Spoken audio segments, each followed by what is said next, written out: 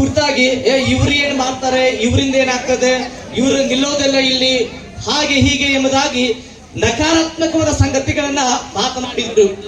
ಅದರ ಮತ್ತೆ ನೆಲೆ ಊರಿ ಅವರ ಅನಾರೋಗ್ಯದ ನಡುವೆ ಕೂಡ ಅವರ ದೂರದ ಪ್ರದೇಶದಿಂದ ಅವರ ಕುಟುಂಬವನ್ನ ಬಿಟ್ಟು, ಅವರ ಕೆಲಸ ಕಾರ್ಯವನ್ನ ಬಿಟ್ಟು ನಮ್ಮ ಊರಿಗೆ ಬಂದು, ಈ ಹಳ್ಳಿಗೆ ಬಂದು, ಇಲ್ಲಿ ಬಂದುಕೊಂಡ ಅವ್ರು ಏನಪ್ಪಾ ಅಂದ್ರೆ ಬಸವರಾಜ ಅರಕೆರೆಯ ಸರ್ ಅವರಿಗೆ ಭೇಟಿಯಾಗಿ, ಸರ್ ನಾವು ನಮಗೊಂದು ಸ್ವಲ್ಪ ಅನುಕೂಲ ಮಾಡಿಕೊಡ್ರಿ, ನಿಮಗೆ ನಿಮ್ಮ ಸ್ಥಳವನ್ನು ಕೊಡ್ರಿ, ನಾವಿಲ್ಲಿ ಏನ್ ಮಾಡ್ತೀವಿ ತರಬೇತಿಗಳನ್ನ ಮಾಡ್ತೀವಿ, ಮತ್ತೆ ಚಿಕ್ಕ ಮಕ್ಕಳ ಹಾಸ್ಟೆಲ್ ಅನ್ನ ನಾವು ಮಾಡ್ತೀವಿ ಅಂತ ಹೇಳುವಾಗ ಬಸವರಾಜ್ ಸರ್ ಅವರು ನಿಜವಾಗ್ಲೂ ನಾವು ಅವ್ರನ್ನ ಶ್ಲಾಘಿಸಬೇಕು. ಈ ಸಂದರ್ಭದಲ್ಲಿ ಅವರು ಮನ ತೆರೆದು ತುಂಬು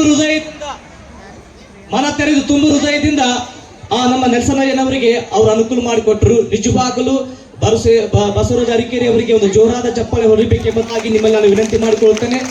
ಅದರ ನಂತರ ಅದರ ಜೊತೆಯಾಗಿ ನಮ್ಮ ನಡುವೆ ಇರತಕ್ಕಂತ ಡಾಕ್ಟರ್ ಸರ್ ಅವರು ಕೂಡ ನಮಗೆ ಬಹಳ ಪರೋಕ್ಷವಾಗಿ ಮತ್ತೆ ಪ್ರತ್ಯಕ್ಷವಾಗಿ ಬಹಳ ನಮಗೆ ಏನಪ್ಪಾ ಅಂದ್ರೆ ಹೆಗಲಾಗಿ ನಮಗೆ ಬಹಳ ಒಂದು ಕಾಳಜಿಯಿಂದ ಡಾಕ್ಟರ್ ಸರ್ ಅವರು ಕೂಡ ನಮಗೆ ಸಹಾಯವನ್ನು ಮಾಡಿದ್ದಾರೆ. ದೇವರವರಿಂದ ಆಶೀರ್ವಾದ ಮಾಡಲಿ.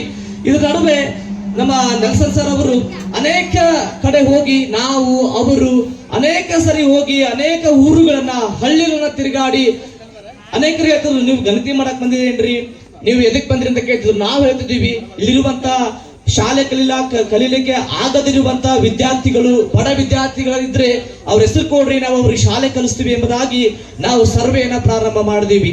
ಬಿಸಿಲಲ್ಲಿ ಮಳೆಯಲ್ಲಿ ಬೈಕ್ ಹತ್ತಿಕೊಂಡು ಹೋಗಿ ಎಷ್ಟೋ ಸುಮಾರು 60 ಹಳ್ಳಿಗಳನ್ನ ಸುತ್ತಾಡಿ ಒಂದು ಸರ್ವೆ ಮಾಡಿ ಅನೇಕ ಮಕ್ಕಳನ್ನ, ಅನೇಕ ಯವನಸ್ಥರನ್ನ, ಅನೇಕ ಒಂದು ಶಿಕ್ಷಣಕ್ಕೆ ದೂರವಾಗಿರ್ತಕ್ಕಂಥ ಶಿಕ್ಷಣವನ್ನ ತಪ್ಪಿಸಿಕೊಳ್ಳುವುದಕ್ಕೆ ತುದಿಗಾಲಲ್ಲಿರುವಂತ ಅನೇಕ ಯವನಸ್ಥ ಮಕ್ಕಳನ್ನ, ಚಿಕ್ಕ ಮಕ್ಕಳನ್ನ, ಬಡ ಮಕ್ಕಳನ್ನ ತಂದು ನಾವು ಈ ಒಂದು ಸ್ಥಳದಲ್ಲಿ ಬಂದು ಅವರಿಗೆ ನಾವು ಶಾಲೆ ಕಲಿಸ್ತೀವಿ.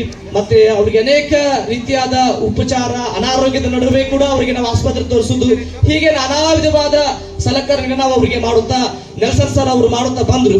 ಅದ್ರ ಜೊತೆಗೆ ಅವ್ರ ಕುಟುಂಬ ಕೂಡ ನಾವು ಶ್ಲಾಘಿಸಬೇಕು, ಅವ್ರಿಗೆ ಅಭಿನಂದಿಸಬೇಕು, ನೆನಪಿಸಬೇಕು. ಯಾಕಂದ್ರೆ ಯಾರು ಅಷ್ಟು ಸುಲಭವಾಗಿ ಒಬ್ಬ ಗಂಡನನ್ನ ನಮ್ಮ ಮಕ್ಕಳ ಜೊತೆಗಿರು, ನಮ್ಮ ಜೊತೆನೆ ಇರಬೇಕೆಂಬುದಾಗಿ ಆಸೆ ಪಡ್ತಾರೆ. ಆದ್ರೆ ಆ ತಾಯಿ ಮಾತ್ರ ಏನ್ ಮಾಡ್ರು, ಸುಮಾರು 600 ಕಿಲೋಮೀಟರ್ ದೂರ ಇದ್ರು ಕೂಡ ನೀವು ಹೋಗ್ರಿ, ಮಕ್ಕಳ ಸೇವೆ ಮಾಡ್ರಿ ಎಂಬುದಾಗಿ ತಮ್ಮ ಯಜಮಾನರನ್ನ ಅವರು ಕಳುಹಿಸಿಕೊಟ್ರು. ಅವ್ರಿಗೆ ಕೂಡ ನಾವು ಜೋರಾದ ಚಪ್ಪಾಳೆ ಮೂಲಕವಾಗಿ ಅವರನ್ನ ಅಭಿನಂದಿಸುತ್ತವರಾಗಿರೋನ್ರಿ.